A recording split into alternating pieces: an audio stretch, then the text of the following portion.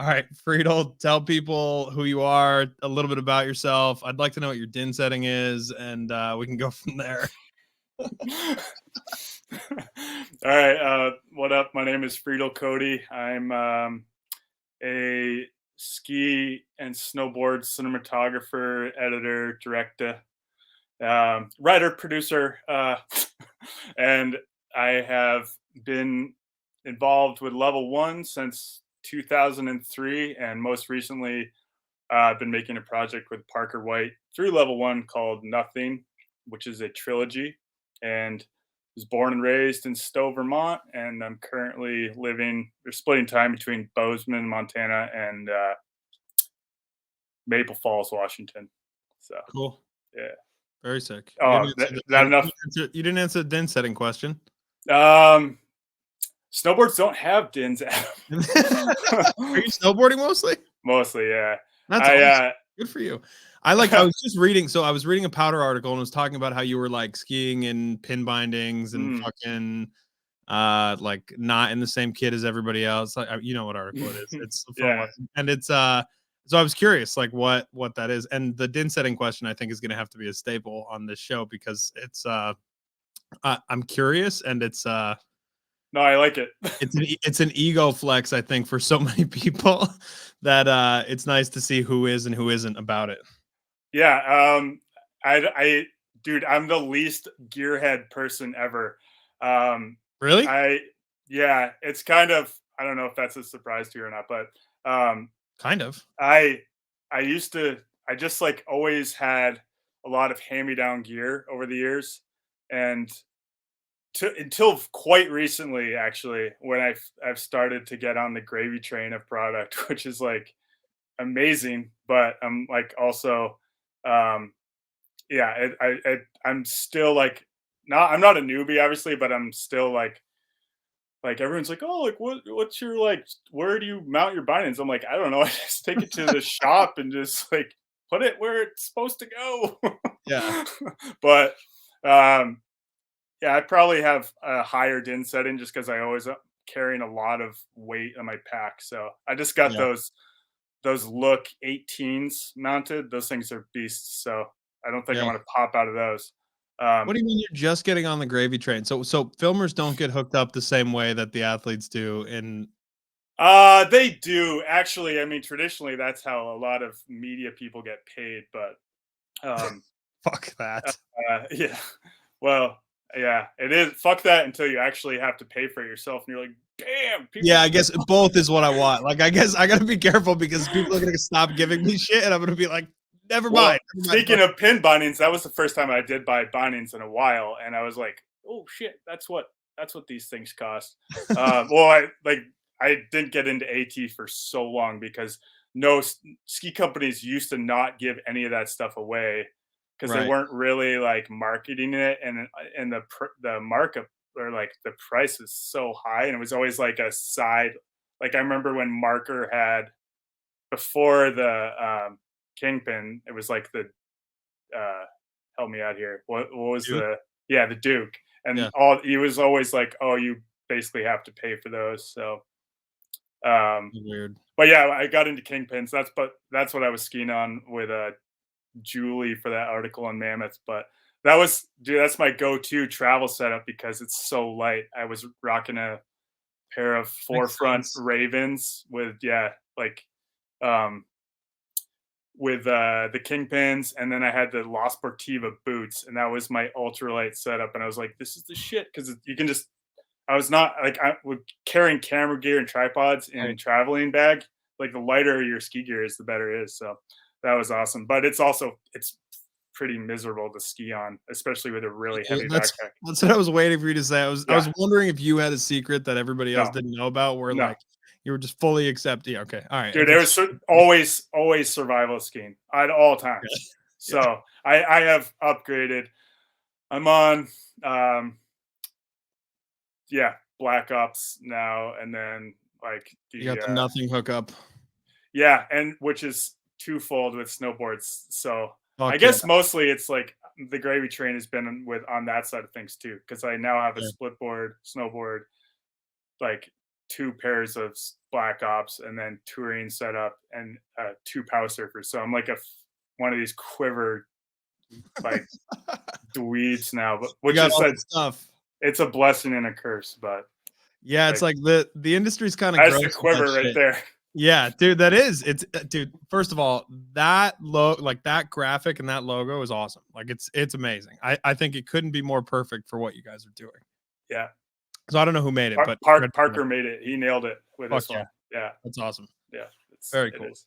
Yeah, that's it's one of the weird things in the ski industry is like gear is, especially like at this kind of level, whether you're media or athlete or whatever, it's like it's so like cyclical. Like you just get new gear every season and then you move it on. Like that's kind of just how it goes. And that's how it's been for me, at least. That's how it's been. Like I know that's how it is for athletes, and I know that's how it is for a lot of people in the industry. It's like the gear itself is not nearly as important, but to everybody else listening and that wants to be part of the industry, you're like, the gear is amazing. Like, give it to me, give it to me, give it to me. So Well, yeah, no, I have it's almost out of like not wanting to ask for stuff, like just always be like, oh, can yeah, they have this new boots or whatever? But I yeah. had a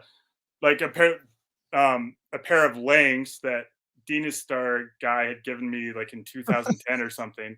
And then those things were so clapped out that nobody would mount them. So I was like, oh, I'll just get like I had to go up. It was in the spring, and I was like, oh, I'll just whatever. I'll just go to the secondhand store and buy a pair of boots. So I did that. I got a huge, heavy pair of DeBellos. Didn't even think about it. I was just like, oh yeah, 27.5, boom, bought them for $100 at a secondhand shop, and then brought them up to Whistler. This is like 2 years ago for I was at the JP Memorial. I had never skied in them, never even like I don't even think I'd put them on. If I had, it was really quick.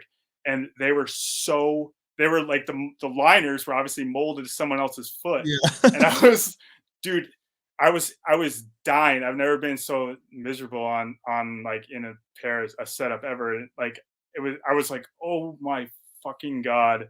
And then I went and swapped those boots out, like swap the liners out. But I've been running some pretty ratchet setups for sure. But I went to the following season, we were at a big Rossi shoot at the beginning of 2020, and those guys were like, "What are you doing?"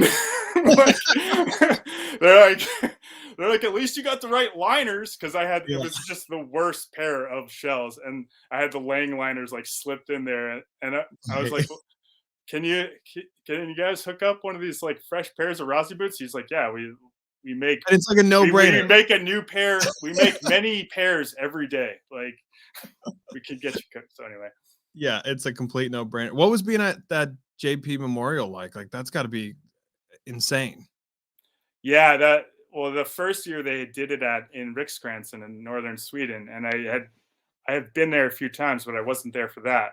Yeah. So it was really cool that they did it again, and then they did it in Whistler, and both times we were we have been spending springs historically in the Whistler area, Whistler Pemberton area. So both times it was like, please line up with like a non-filming day, Mm, because the sunny days are so limited there that it'd be really gnarly to burn a day just hanging out yeah. basically instead of like being productive or whatever. Right. But it worked out great because that first year with the quarter pipe, Parker just like unleashed it on that thing, and it Yeah. was That's like the image I have in my head.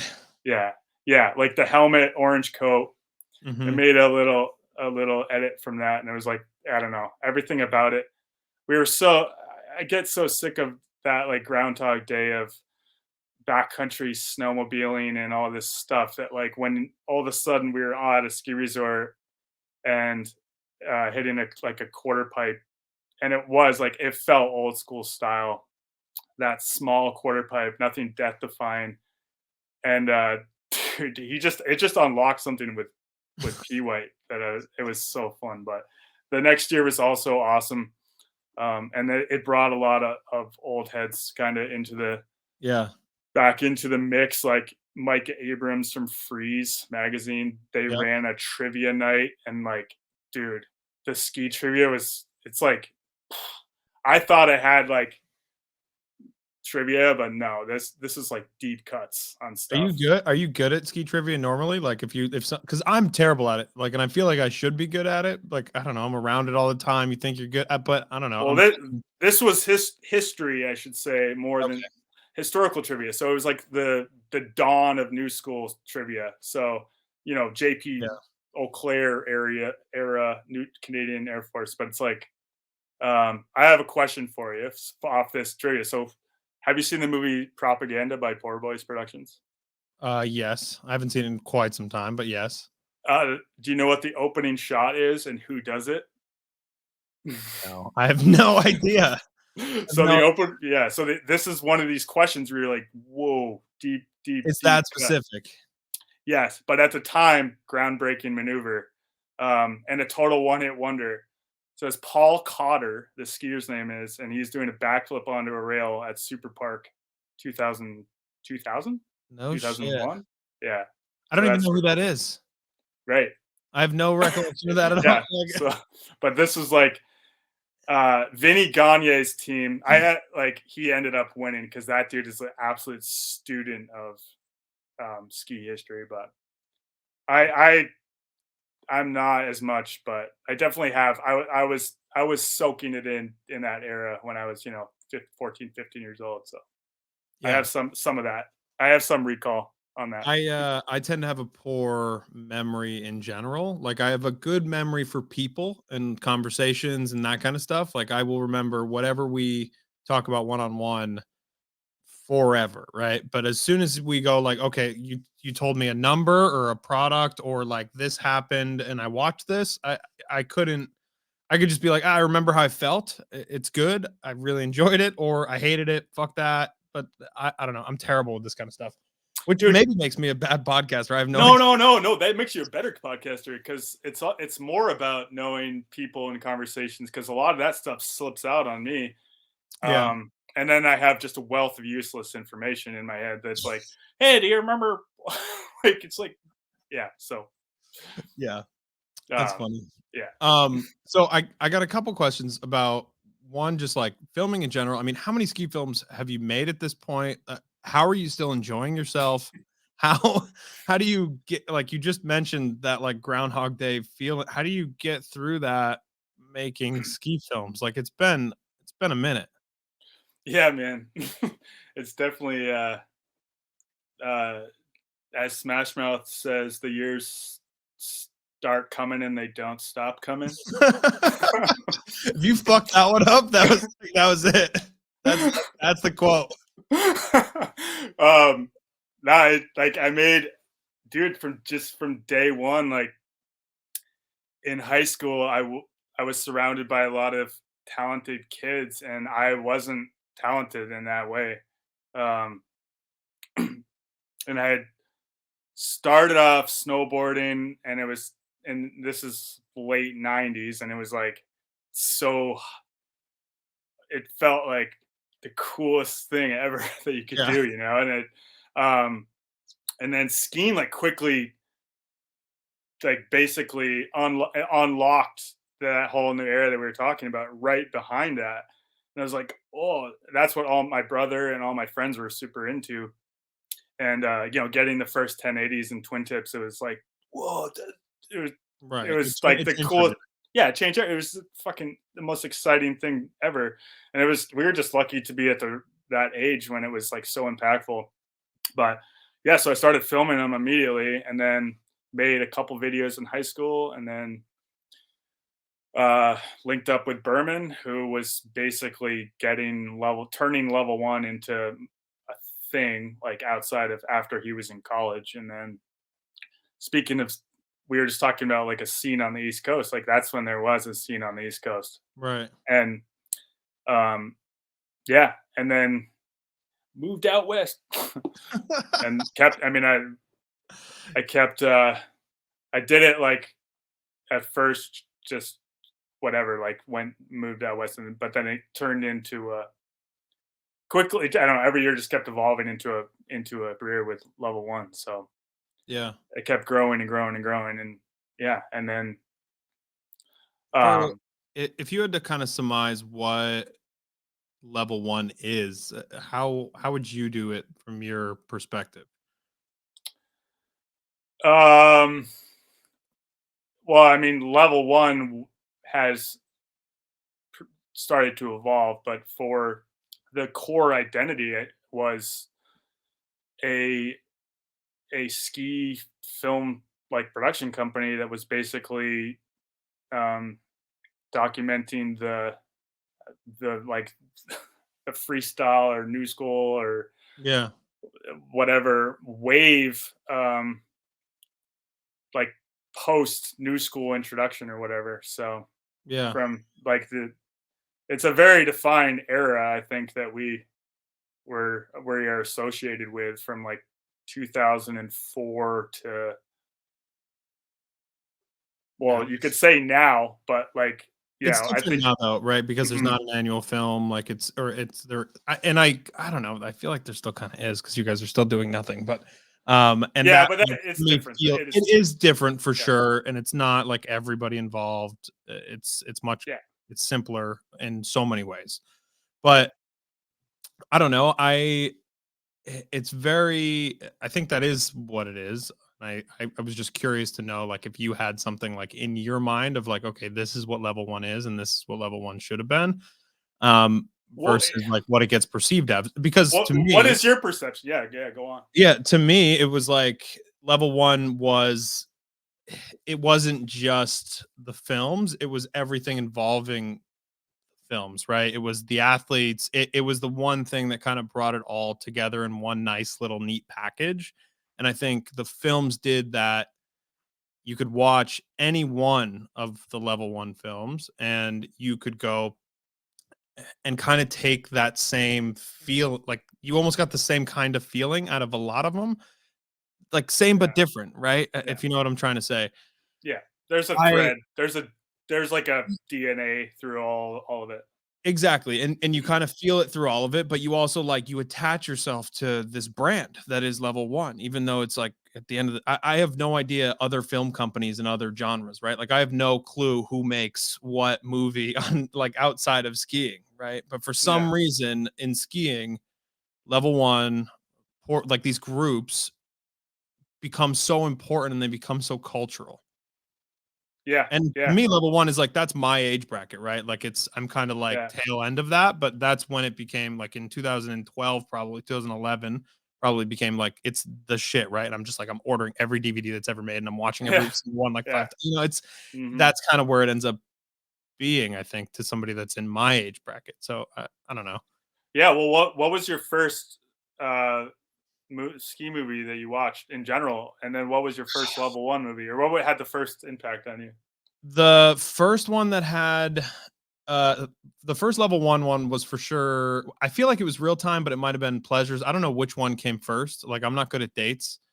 Um, I'm super good with dates because these define my like 20 years I'm of my sure life. you like Well, so real time was 2007, but it's also numerical based yeah. on starting at 2000 going up.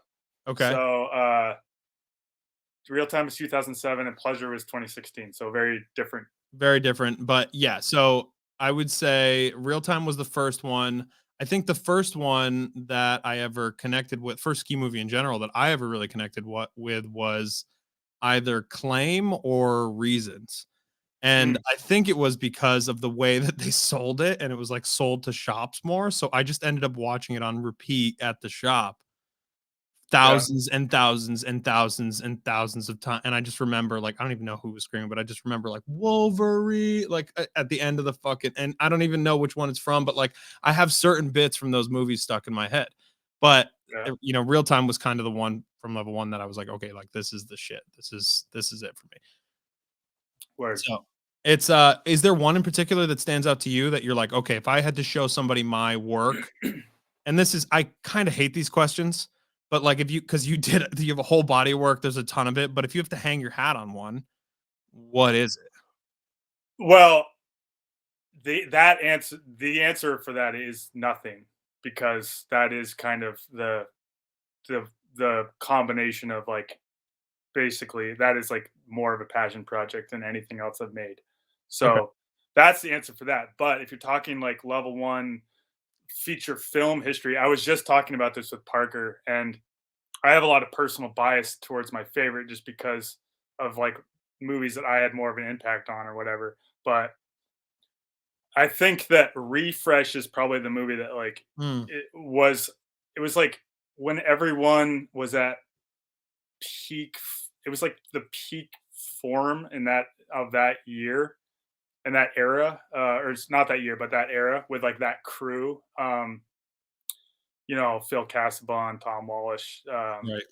and that was also a year that like I did everything. I filmed Street, I went to Alaska, I like did and everything in between. So it was like really like super awesome year. But then the other movies, I think that movie still defines level one to this day, and it's probably the most Yeah. like impactful.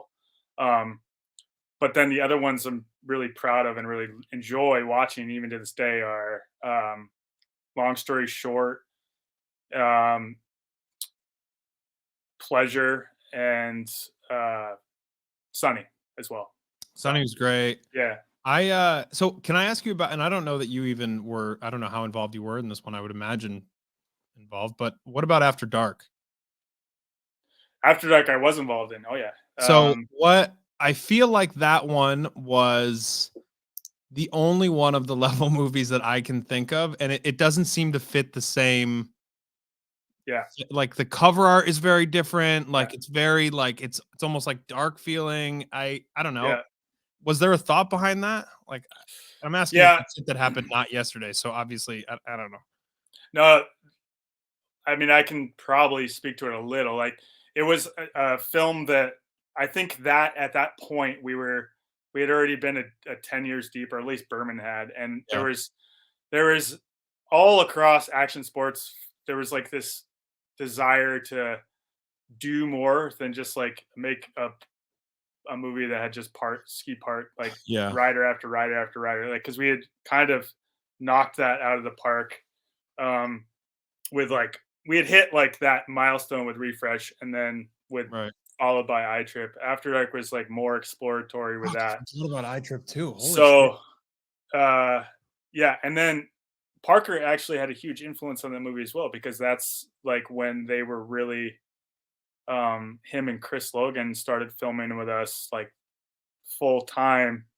Um so yeah, like that was just trying to film these little like it's not cinematic by any means, but it's Right. like more than just ski stuff. It's like those little vignettes, those little Yeah. skit style things, and try to have this like yeah, it was a moody thing with After Dark. I think that puts That's the right word. That's kind of what I was yeah, looking for. Is yeah, like it felt moody. yeah. The intro is like very it is kind of dark and maybe a little bit menacing, but Yeah. yeah, it was like it was getting away from the high five like literal like people giving each other high fives and Right. like Skittles era of skiing too, where everyone was dressed in like super like Ronald McDonald Right. outfits. Right. Right. So Right. Super um suits and shit like that. Yeah. yeah.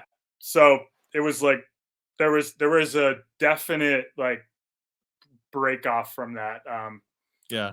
vibe wise, but the movie has its hits and misses. I think it's not the sum of its parts necessarily. Yeah. Yeah. No, I enjoyed it, and there's a lot. I mean, obviously, there's a lot, and we're not going to just talk about those films the whole time. Like Yeah. that's in the past. Like people can watch that Yeah, shit. yeah, yeah. I'm pretty sure Thank you you. could Thank probably you. buy the whole library on the Yeah. fucking internet and go watch it yourself, and you should if you fancy yourself a ski historian. But can we talk about nothing for a minute though? Because I do want to talk about why you and Parker kind of decided that this was a thing that you guys wanted to do, and if it was planned to be 3 parts from the beginning, or if like part one did really well and you were like, okay, we can make this into 3 things. To answer that first, no, it wasn't it wasn't we didn't have foresight to make it a trilogy necessarily, but it was yeah, I mean, after level 1 came to kind of a we decided to, like, have a firm like, a hard stop at 20 films with which was 2019 with Romance, Yep. and it was everyone needed a reset from that. I thought the cycle of ski films was, not only getting a little bit, like, not interesting to work on, but also just, like, it was not relevant anymore. It's Um, yeah, it's a kind of a broken model. yeah, totally, and, like, we were very aware of that, like, but it is kind of like a cog that you get onto and you have to, like, jump off. Like, Berman's even said before, he's like, if there wasn't more voices saying we need to just, like, pivot or whatever, then he might be still on it, you know? Yeah. But, yeah, I was not interested in doing that anymore personally, and, like, Parker and I had been discussing like, he had also filmed so many video parts, Right. and it's like, if you get, the old model is like you get, the skateboard video model, which is like you get your ender or your opener, and if you hit those, then you did it. Yeah, that was the whole Um, yeah, that's the whole thing. yeah, so, um, yeah, they're like he is has had very intimate relationships with his sponsors, being 686 and Rosignol Skis, and they were very supportive of whatever. I mean, they were supportive when he did, the big picture, but after level 1, we were like, this is what we're gonna make. It was inspired by powder surfing, and just doing something slightly outside of just filming, the list of hammers that was needed to make that 3-minute video part. Yeah. So, which is, dude, like, I mean, just everything about it. I have always, like, wanted to dip my feet back into, like, not being just tied to skiing, because that's cool and all, and that's been a huge part of my life. But I've, like, always been, partial snowboarder, and, like, love the aesthetics of it. So, um, I like, and when I was, going back to when I was 16 years old making videos in high school, I filmed skiers and snowboarders, and it was not a big thing. But those worlds are so segregated that once we were just doing it on our own terms, we could do whatever we wanted. So, Yeah. um, that was a huge inspiration for that, for sure. So, Do you take when you're watching and looking at skiers and snowboarders, do you take influence from skiing and or from snowboarding and from skateboarding? Because I feel like that's not talked about nearly enough. Like the kind of influences that I don't know, skating and snowboarding. I've read a quote from you, I think in that same article about talking about how you look for skiers that have that, like, I don't know, they have that kind of same flow that you get on a snowboard. yeah, yes, for sure. I stand by that quote. So you stand by Uh, that quote. I'm gonna quote this thing a lot because there's a lot of hammers on there, and there's one more that I'm gonna use. It's fucking good.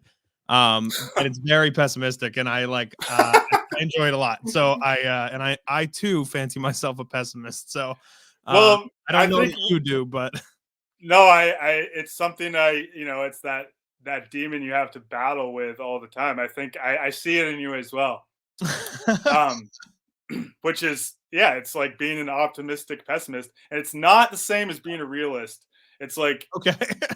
because I don't like to be a realist either. I mean, realists are just like probably always like, well, it's like the way the world is, like. Yeah, they're fucking annoying. Yeah, yeah, But yeah, yeah, no, you can literally, like, wake up in the morning and, like, make yourself be happy about the day, right? So, yeah, which is part delusion, which is what being a optimist is, and that's great. That's amazing. You have to do that to find good and happiness, I think.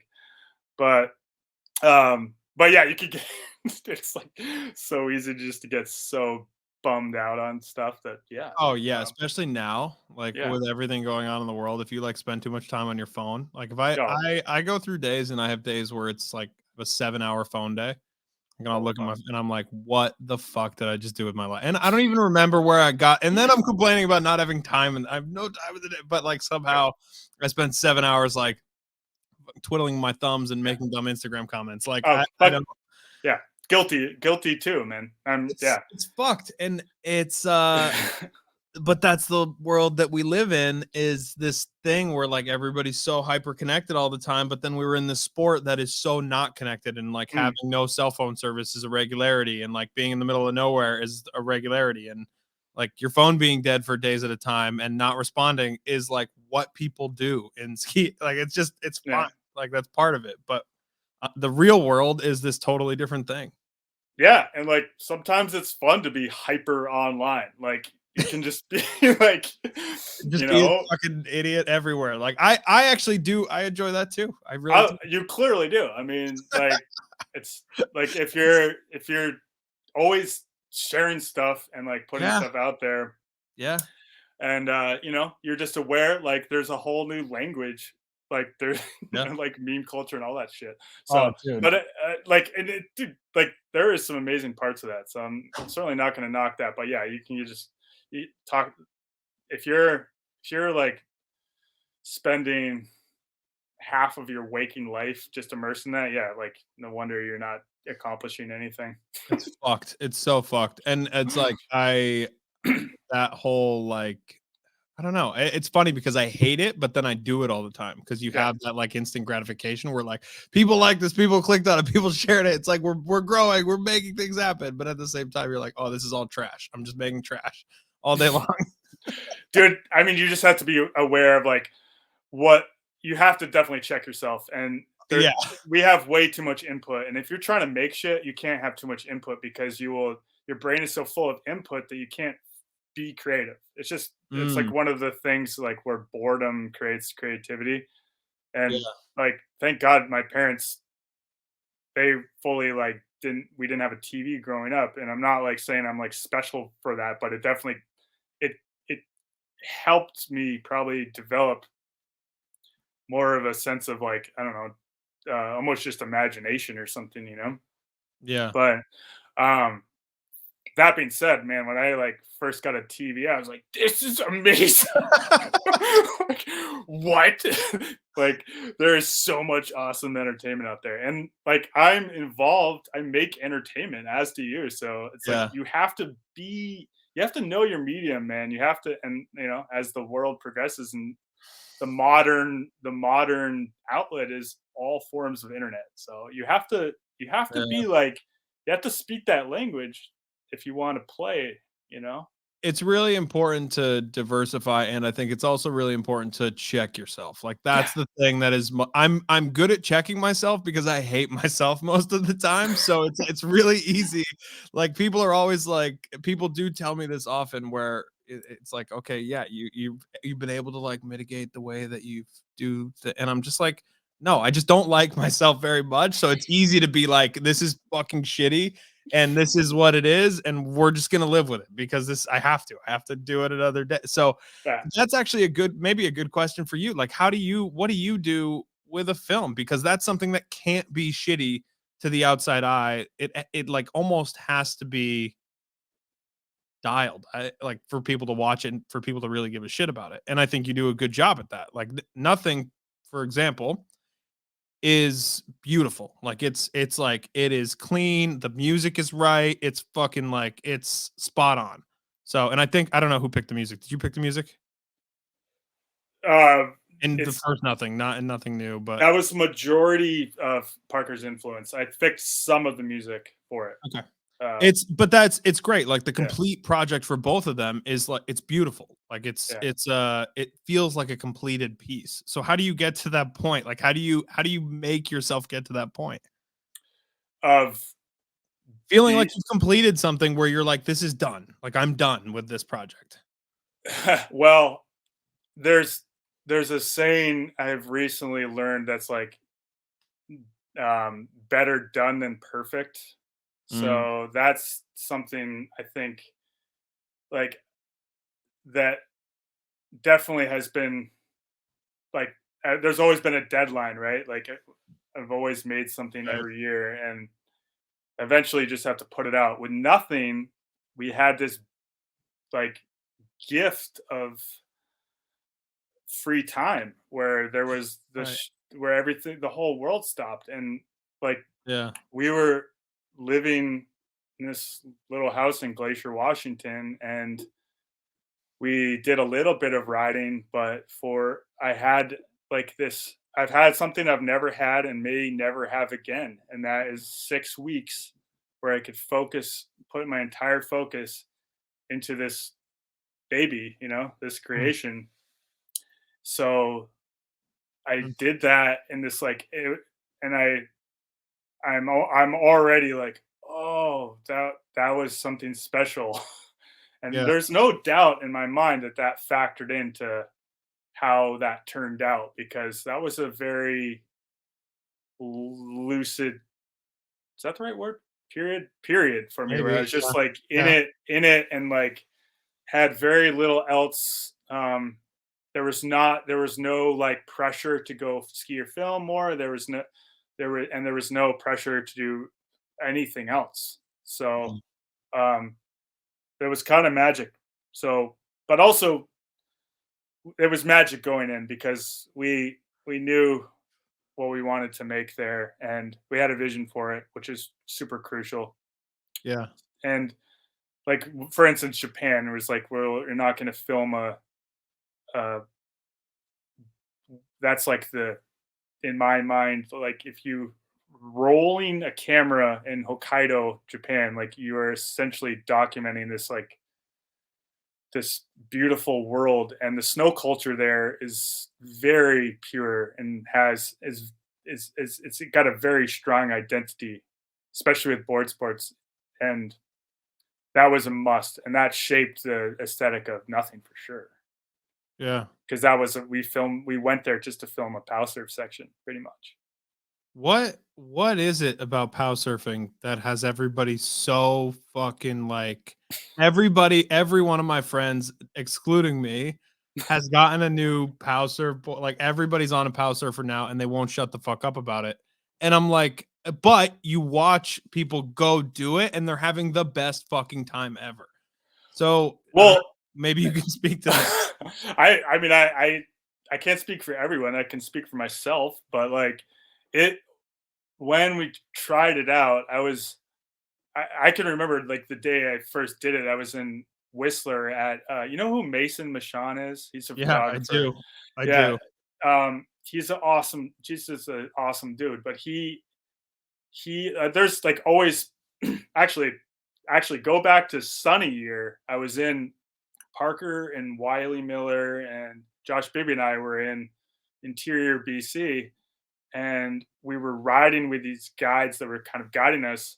And that's the birthplace of like what they called no boarding, which is just riding on a snowboard without bindings. But the dude, I just remember taking a run down with skis in the big old growth forest with some pillows and stuff.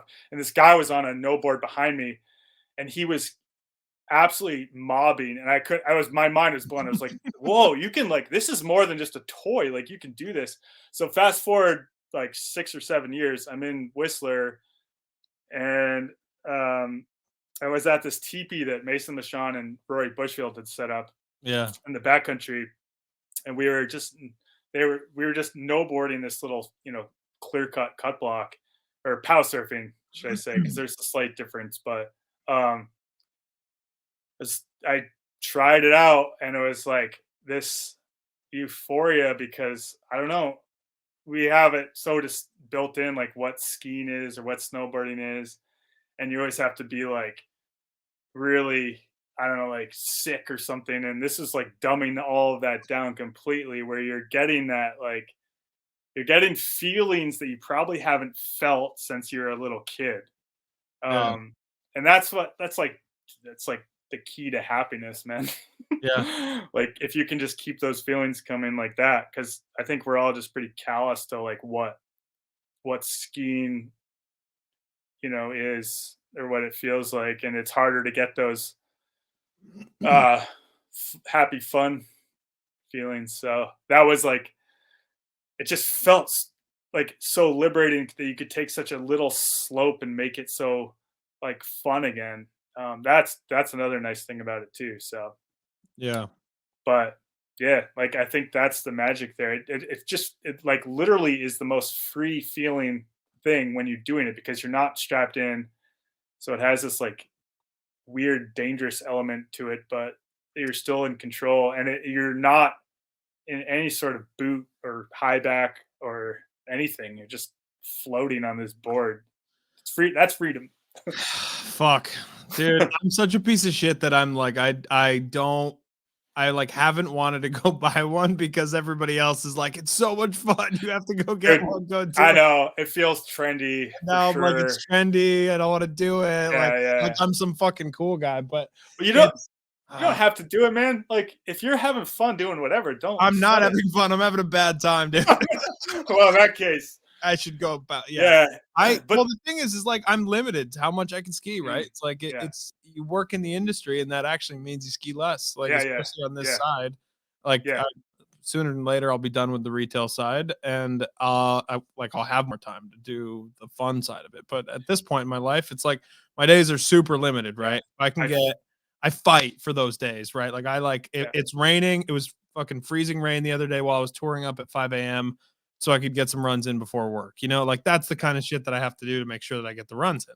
So to me, I'm like, if I'm gonna go do that, I need to really have fun and I don't want to suck at it. Like I haven't snowboarded in 10 years because I'm afraid that if I get back to snowboarding, I'm gonna be so shitty and I'm gonna waste a good day. Like, and it's that yeah. waste a good day thought that kills me every time. Dude, I can fully relate, man. I work very full weeks in the summer, and I'm like fully worked. Like I have like the weekends are that's such a precious time where it's Yeah. like you basically have one day to sleep in and one day for like any sort of leisure activities, Yeah. and it's like that's why I don't mountain bike because I'm like everyone's like, oh, dude, you should get into mountain bike, and I'm like, I'm not Yeah. fucking You getting should in. though. It's I'm fun. not. No, I'm not adding anything that ends with like an ing to my Oh, weekend.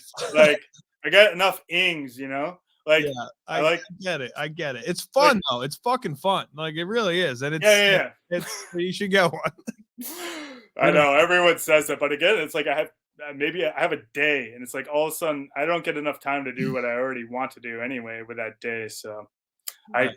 that's what you're saying about skiing. So Yeah, I get it for sure. But yeah, that's valid. if you ever get a chance to try it, like everyone thinks it's going to be super hard, and it's very intuitive. I think. It's like Um, sledding. yeah, just it's just all about like you can just again, it's all feeling like you're floating. So if It you have a seems like little people are kinda taking some nods from that and putting it into from that and from surfboards, obviously, and putting it into skis more and more now. Like, they're taking those shapes and bringing it yeah, into skiing, and definitely bringing it into snowboarding. yeah, which you can do anything if the powder's deep enough. Like Right, right. you can ride on a piece of plywood or whatever, like, Yeah, but that's valid. there's only so much you can do to have it perform on like hard slopes or whatever. But speaking of the other equivalent is like snow skating on like a raised deck, like a Just bideck. thinking about that, yeah. Dude, that changes East Coast riding too, because you again, it's like it adds a little bit of danger. That shit's hard, and it hurts. It It's hurts. That shit's hard as fuck. I so J Peak allows it. Um, Allow snow skating? yeah. Mhm. Oh god, You okay. can go up, yeah, and I highly recommend it. They have a little like skier cross course you can do. No shit, It I had is, no idea this was dude. a thing. It takes like you riding up like the triple, like the basic like beginner triple, and that run you would never touch that run on skis. And that run on a snow skate is like I am the Oh, best rider. I have conquered danger. you're making me wanna buy shit, dog. You're on it's like low angle banked like a super mighty Yeah. banked skier cross and you're like on a snow skate slashing out Ugh. like woo. So Here's a fucked up one for you. How about snow biking? Have you snow biked yet? no, no, no. Dude, alright. You wanna feel like a fucking athlete? You wanna feel like the best athlete that's ever lived? Get on a snow bike, and it's like especially if you've ridden a bike before, we did it last year. Mountain Creek had us out to go just ride snow bikes, to go ride snow goes for the day. And it's immediately, like I was like, this is the dumbest thing ever. Like this is crushing my ego to do this. Like I'm a nerd. Like I can't do this. I'm not gonna be able to. Like I'm not gonna have a good time. I'm gonna be falling all over the place on this fucking stupid bike. And then you realize that nothing bad can happen to you no matter what you do on a snow bike. Mm, That like for a mountain like Mountain Creek, where it's like not a ton of elevation, trails are like medium, same kind of situation where it's like I wouldn't really want to ski that much there. Like, no offense to Mountain Creek, I think they're great. They do a lot of nice things, blah, blah, blah. I know they listen to the show, so I'm not going to be, I don't want to be mean. So it's, but it's not my first choice in hill. Like I wouldn't drive 3 hours south to be like Mountain Creek is the spot I'm hitting today. yeah, it's not going to be your destination. But you take a snow bike on that bitch, dude, like it is the craziest feeling ever. You're like, by the end of the day, like both Adam X and I were like throwing bar spins and like trying tail whips and like trying to do 360s and like sliding backwards down the hill. Like, and like we're like passing people on black diamonds that are like skiing and having a good time and just have no idea what the fuck is going on. We have no regard for human life. And that's like what it's fun. Sometimes you need that day where it's like, this is what I'm doing today.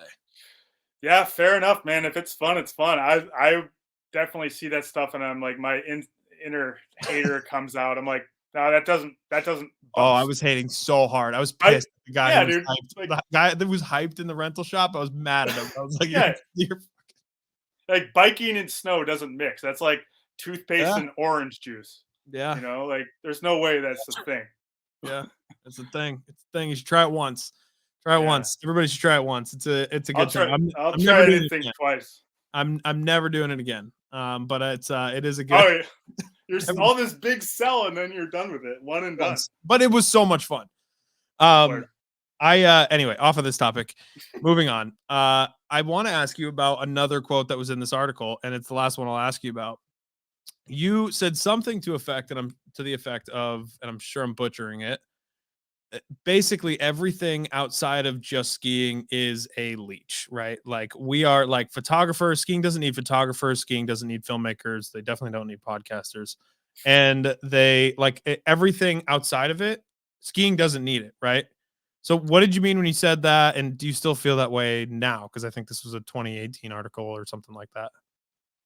Yeah, yeah. I mean, that's my part of my pessimist coming out for sure, but Yeah, also, uh, like it's an existential dilemma, right? Because um, like I've just been on the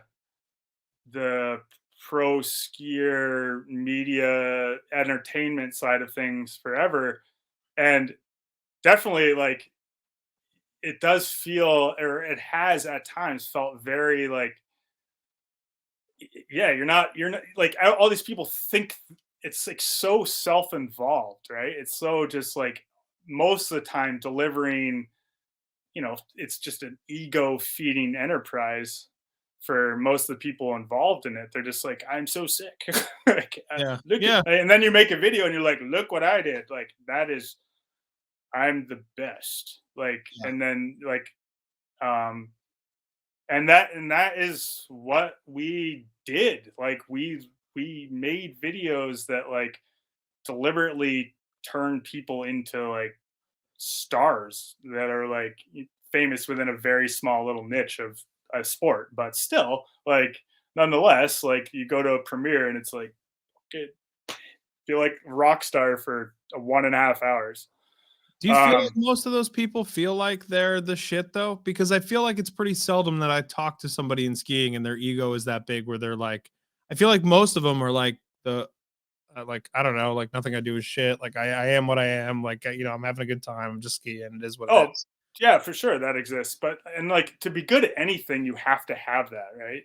Yeah. That's a key to like being good at something is you have to like be, I don't know, for lack of a better word, like cocky about what you do. But like getting a shot is is not for anyone else. It's just for you. It's for like it Sure. feels good, it's like it's very personal and could be interpreted as very selfish, but so like there is definitely like, I don't know, like I'm sometimes I have like certainly have had like an existential, not crisis, but certainly like questioning what we're even doing. It's like, especially Right. when you do it, and like, I'm like try to be, I don't know, somewhat self-aware. And it's like, what is this? And I think a lot of people are like, oh, this is my gift to skiing or whatever. And it's like, no, that's just your you living your best life or something. Yeah. Yeah. Like, and so yeah, to I guess to that point, it's like, um yeah, like life will go on. If all of ski media was just wiped out, nothing would fundamentally change. Um, and that could be said for, I guess, anything ever, right? Like most entertainment. But Yeah. I guess to on the flip side of that, like, Maybe though. I don't know that that's true. Because I yeah, think what you do impacts people in a way that affects how they feel for a long time. Like I interviewed Todd from Bomb Snow last night, nice, Todd. or Heck like yeah, at like I don't know, like earlier in the day yesterday, and he was talking about how the one thing that he hangs his hat on is that like Cy Whitling, who's an artist, yeah, quoted him and like referenced a 2007 Bomb Snow magazine and was like, "This is why I started drawing, and this is why I started making these cartoons. Like this is kind of what inspired me to do this more." Right. So yeah, I think it does make a bigger impact than just the skiing part, and I hate the, like, it's bigger than skiing, it's more but it's true. In well, some yeah, ways, these kinds of things, when you're doing it at the level that you did it at and are doing it at, you have the ability to impact a lot of people at once, right? And you never know, like, who's watching. yeah. I mean, so it's just how it's done, and I think that there's like the old model is, I think everything is evolving, and the more it evolves, like I think it just gets more done in better taste a lot of the times. But Yeah. um like you I think that we have would be delusional to if we call it anything else in other entertainment. And that's not a negative thing because humans need entertainment. It enriches our lives. So to your point on that, like I think that either validates an existence of like wanting to just do this stuff, or if anything just like is really nice, like, and enjoyable, and makes, yeah, like, yeah, adds a pleasure, Yeah. point. And otherwise, like, that's what entertainment does, right? It just makes people, the best form of entertainment just essentially just makes people feel better about being alive or whatever. But Yeah. um so no, I'm not fully like anti that. I mean, also it's a part of, this word gets thrown around a lot, but like the overall, it puts culture on wax, and that's what podcasting does too. Like, Mm. in a way that wasn't done, but before podcasting was a thing. It like fully just documents pieces of like for lack of a better word, I like think if you do the it snow right, yeah, sports culture, yeah. right?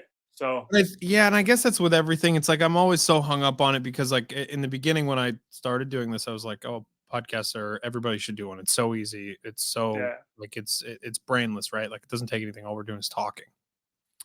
But I think when they're done poorly, it makes everybody be like, "Why the fuck does this even exist?" Like, "Oh, that podcaster, like that, this thing, that." It puts you in a box because that's the thing you're shitty at, right? yeah, It's so I and I imagine it's similar with film. Like if you do a bad job, and I always like in my head when I think about film, like I think about film and then I think about GoPro edits. And like those are the two yeah, extremes. And I think there's that same comparison that gets made between like doing an interview and a podcast, right? It's yeah. because and I feel like when they get more sophisticated, they start calling them interviews as opposed to like let's do a podcast, right? Or So they think the podcast has kind of a stink yeah, to it, or maybe yeah, I don't know, maybe like everybody thinks that you want to be Joe Rogan, right? Like that I think is what yeah, which is never the case. I think everybody just wants to be like I don't know, they want to do their own thing and it's a medium to do it in. But Yeah. because it's newer, you have that thing kind of. I don't know. Well, so what it comes down to is um like the two things that I've like distilled to make a like good video is just it's got to be beautiful or interesting or some combination of the two.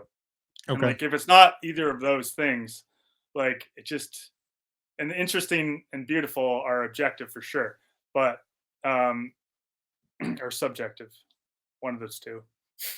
But everyone has a different interpretations of what interesting and beauty are, but still like if it has to be hit for the creator, right? Otherwise I think that you're just putting a just waste out in content, if you will. Just Yeah, that's true. sterile content. One of my There least favorite words is content because that is the most like oh, it's yeah. like filling a storage unit like is what content is or something like But but that's yeah, and that's what people are obsessed with is more content. It's yeah, content, and it's like feed the machine. Like that's but yeah. But ugh. where I'm the other side of that though is sometimes like I don't want to inspire anymore or anything because like there's almost too much of that like Yeah, if like um if you were passionate about a subject and you share it with people via whatever medium via if you're a skier if you're a filmer or if you're hosting a podcast you're it will be magnetic and it will catch on because like passionate people like that's just how that works. Like passionate people are usually are have a better like they can deliver their passion and it will connect with somebody. And that can be to a fault, I think. Like, are you familiar with who Steve Ranella is? yeah, yeah. The He's like, hunting guy. yeah, the meat eater guy. Yeah, So he has reached a massive audience based not because he's like the best or something anything like that but he is super passionate and he can communicate really well because he's passionate about mm, in that case hunting and fishing and out that sort of that side of outdoor sportsman or whatever but his brother was like dude like you need to fuck off. Like you are way too passionate about this and you have grown your audience way too big and it is ruining what you are passionate about. yeah. And sometimes I'm like, dude, like, oh, like, are we just poisoning the waters with like, like how Instagram is Oh, credited with just destroying all these beautiful spots. I'm like, oh, we're really passionate about this and where we do it, and all of a sudden it's like you're just part of the problem, sort of. yeah, dude. It's such a hard. It's That's such a. my new existential dilemma because That's such a it's thing, though. It's so hard to deal with that because you're every time I find a new spot or a new zone or a new whatever, right? And it kind yeah, of like that's a good analogy. You want to keep it to yourself because it's beautiful and it's not even that you want it for you. You want it because it is the way it is, right? Like you find it yeah, and you're like, this is it's yeah, perfect without anybody here. Like I'm lucky yeah, because I found it, right? It's not that I don't want anyone else here. It has nothing to do with any person. It's not gatekeeping. It's that right, right, I don't want anyone to ruin it, right? If a bunch of people who are really cool come and use it and they'd like use it in the way that like it's gonna be the same always, yeah, great. But like who am I to go and change every spot in a way that's going to deteriorate it, right? yeah, And that's a really hard line because at the same yeah, time, I'm not God, like or whatever. I don't get to decide who's cool enough or who's good enough to go to spot A or spot B. So I always struggle. Like, do you do the like I don't know, Brooks Curran told me that like he just ignores everybody that asks where the spot is. And like that's yeah. valid. It's his take. And some people were like, that's gatekeeping. I'm like, I don't know if it's I don't think it is. Like I think Well, it's yeah, gatekeeping is that word is thrown around a little too liberally. I think it's just a buzzword at this point, but Yeah. yeah, like I don't, or it's localism is what it is. It's like just Yeah. like you're like I don't want intruders or something. But if you've been in a mountain town before, you understand that, right? Like you Oh understand that like you're like I everything else is overrun. Like for yeah, example, Westover, it's like I can't eat dinner on a Friday, yeah, Saturday, Sunday. No chance I'm getting dinner anywhere in town, yeah, right? It is not a thing. yep, So I don't get to eat because everybody else is in a place that I work every single day. So yeah, if I have a spot, I'm hiding it from all those motherfuckers, not because I don't like them, but because I want to be able to go to the spot yeah, still. yeah, It's as simple as that. And I yeah, yeah. totally. Like, and yeah, that's, I mean, it's like, and we are all very good at communicating in these places, and like we could easily, yeah, like destroy what we love. Yeah. But we do it maybe a little bit in general. Like, I mean, I know your whole thing is like trying to bring in and cast a wider net for skiing and snowboarding, but it's Sure. like, and that is super high minded and awesome. But it's like also like like you hate the traffic and lift lines. It's Yes, like, I well, know, I know. what? It's like, which one is it? I Yeah, know. Somebody asked me, it's like somebody called me out on it a while ago and was like, "Are you inclusive or are you like saying that fuck Vail because they're offering a cheaper right?" So it's like eh, I I struggle with it, but my thing is opportunity, right? Like my yeah, thing is like yeah, everybody deserves the opportunity to decide if they like something or not, right? yeah. That's my biggest thing. It shouldn't be cost that deters somebody from doing that, but that's different than localism or hiding a spot, Totally. Yeah, you yeah, know? yeah. And that's where I'm like the same word gets thrown out where it's like this is whatever, it's gatekeeping.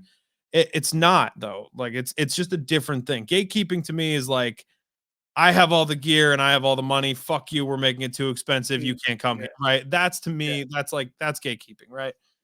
I, Yeah, or which being like is shitty. feeling in control of Yeah. Fuck that shitty. Fucking the Hermitage Club, hub. for Yeah, example. yeah, Yeah. yeah, Right. Like the yeah, places you pay a bunch of money and you go and only you can access this zone. Right. Which yeah, there's value to that, I guess, in some ways too. But I, yeah, you're right. It's everybody's a hypocrite in some ways, and I 100% am down with being a hypocrite because I have to be. It's like otherwise, what am I gonna do? It's like I'm not happy the town gets overrun and the locals don't get to have what they want, and the people that live there and make these places work and run are actually struggling to survive on a day to day basis yeah.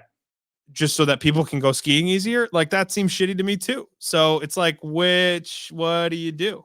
Like, Yeah, or I right? mean, like at Mount Baker, which we, is like really close to my heart and our hearts. Like, and it's like we, if we're love the place and won't share it, like it's like we like free passes and stuff, but all of a sudden maybe that leads to like POW days getting tracked out even quicker, and it's like, Yeah.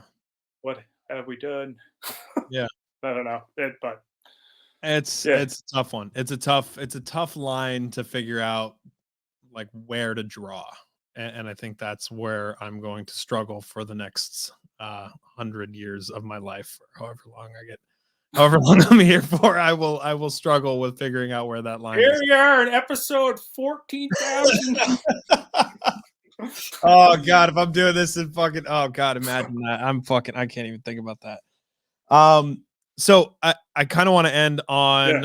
on some like I don't know, like what do you have coming up? What's going on with you this season? What is the third version of Nothing Called? Kind of talk to me about what you got going on currently. So 2020 was nothing. And 2021, our project was called Nothing New. Both those movies can be found on the Level One YouTube channel.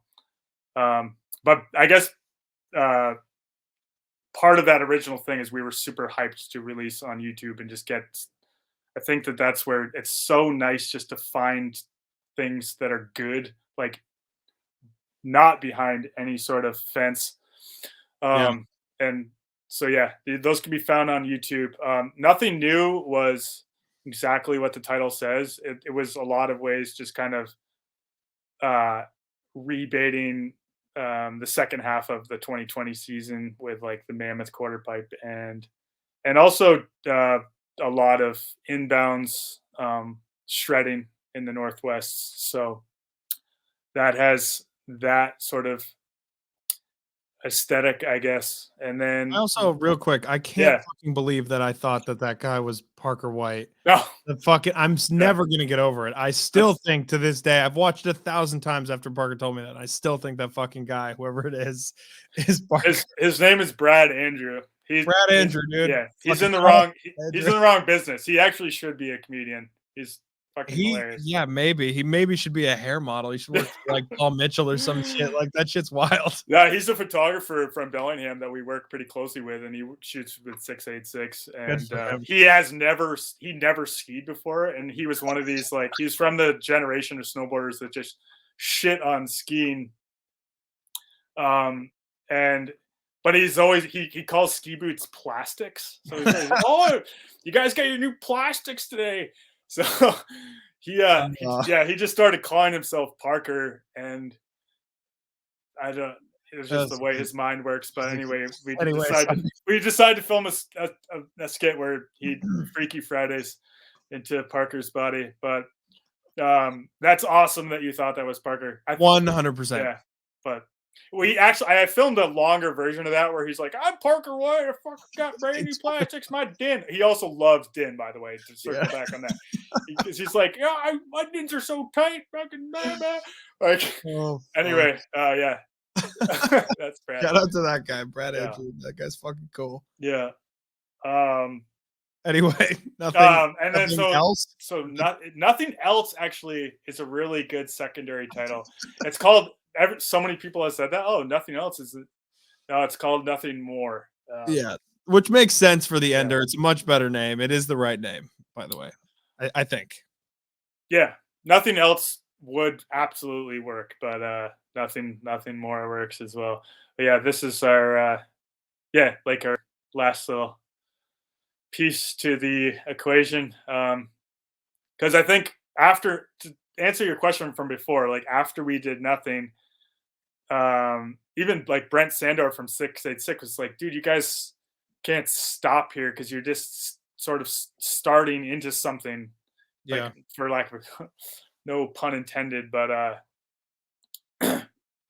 like you got to keep this going because I think people we're still just trying to figure out like, wait, so Parker skis and snowboards and whatever. So or like you guys are also, it's I don't know why it's such a bizarre concept, but it's so crazy to me that people don't understand that people are able to do fucking both slidey things. Or that even you can like hang out. That's how segregated the worlds are. They're like, so you like film with snowboarders as well? It's like, yeah, dude, we're all homies. It's so not crazy. We do the same thing. We're like all riding chairlifts up together and just going down the same mountain together. Yeah. But anyway, it's shocking. Like people have been so hard wired into thinking that it's like this vastly different, like two vastly different worlds, and on both sides of the equation for sure. Like, yeah, definitely, without a doubt, yeah. But anyway, so yeah, the third nothing, that'll be like the last dropping in the fall 22. Yeah. Okay. Yeah. That's what's going on. That's your plan. That's life for the rest of this winter. Yeah, it is, man. As soon as it stops raining. It's fucked. It's fucked. All right, Freedle, tell people where. Oh, can I ask you, by the way, where did your name come from? Like you're the first Freedle I've ever met in my life. Yeah, same. It's a German, like Bavarian name. Okay. Austrian, German, Freedle. No, you're not like named after anybody famous. Your parent? Yeah, well, kind of. My mom was like, or my dad grew up in Stowe, which was founded by Austrians. Okay. And like ski instructors, they all came from Austria and taught everyone to ski in the 50s and 60s. But there was a skier named Friedel Pfeiffer, who was the name is spelled, I think it's Fridl. But my mom was like, oh, my dad, he fully just stole that name. which or adopted it. So it was sort of invented the own spelling for it, Freedle. But um, I think that they were uh, gonna just name it like whatever girl or boy or whatever is just gonna be Friedel. But my mom was very self conscious about it because she didn't want me being picked on and stuff in school, which for sure I did. But I mean, I've heard Did every you? No way. no, well, That name's not really, fucking cool. not picked on, but just like uh, I've heard every variation of my name. Like if somebody comes at me like, "Oh, Frito Lay," I'm like, very Yeah, original. yeah. Like That's like people do you know that Japanese, and like, I was in first grade at one point. So yeah, yes, I've heard yeah. that Fair before. enough. Fair enough. But yeah, that That's that I was in Switzerland a couple years ago, and somebody's like, "Oh, Friedel, like that was my grandmother's name," and I was like, "Oh, interesting." fucking cool. Yeah, Twinsies. Twinsies. yeah. Friedel, where can people find you on the internet? On social, on website, like where can people contact you, find you if they want to? um, they can hit me up at Freedle Coty, Freedlecoty, uh, on the gram or On the YouTube. Your YouTube is very underrated, by the way. should Very check. underrated. They call them Yeah, iron crosses out west. That was fucking amazing. maybe that's the video I'm most proud of. Booyah, That 2004. shit is fire. Also, what the fuck? Like, how have more people not watched that? It was a DVD Uh, extra in High Five no kidding. That back shit's when. fucking amazing. Thanks. That shit's amazing. I I, watched it like 3 times. awesome. So, yeah. Yeah, that maybe speaks to my truest sensibility of just like whatever, making whatever out of something, but Yeah. making it as entertaining as possible, I guess. Awesome. But yeah, Um, YouTube. Sick. Thanks, dude. Thank you for the time. I appreciate it. Thank you, Adam. I happy